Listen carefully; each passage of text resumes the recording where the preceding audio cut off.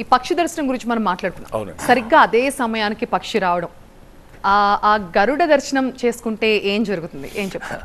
ఇవన్నీ అనుభవిస్తేనే చెప్పగలుగుతాం.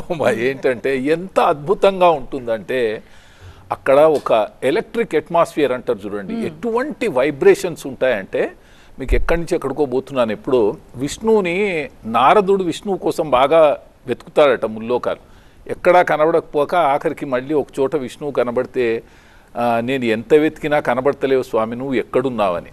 అరే నా కోసం నువ్వు ఎక్కడెక్కడో ఎందుకు వెతుకుతావు, నేను యోగి హృదయానగమ్యం, యోగి యొక్క హృదయం అనేటువంటి ఉద్యానవనంలో నేను ఉంటాను అని విష్ణువు చెప్తాడట.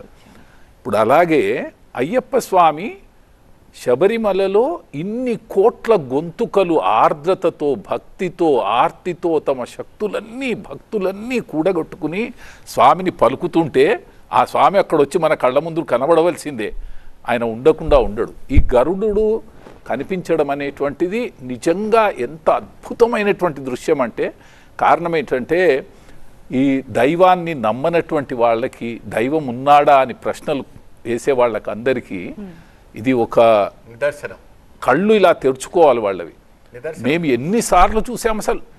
నేనైతే నా అదృష్టం ఏంటంటే నేను పందళం నుంచి, మా గురువు పందళ రాజు, మాకు మాల వేసినటువంటి స్వామి పందళ రాజవంశానికి చెందిన రాజరాజవర్మ అని, ఆయనతోని మేము పందళం నుంచి నడుచుకుంటూ ఈ తిరువాభరణాల వెంబడి రావడం జరిగింది అన్నట్టు.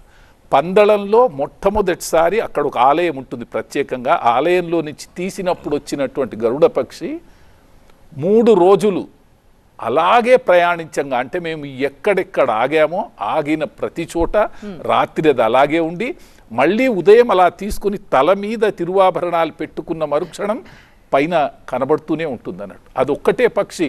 మళ్ళా గరుడ పక్షులన్నీ ఒకే రకంగా ఉంటాయని అనుకుంటే అది ఒక భ్రమ. అదే పక్షి వస్తుంది, అదే సమయానికి వస్తుంది, అలాగే వస్తుంది. స్వామివారికి తిరువాభరణాలు వేసిన మరుక్షణం కనబడదు అంతే. దాన్ని ఏమంటారు ఇంకా, ఖచ్చితంగా అది దేవుడి లీల. అద్భుతం అండి.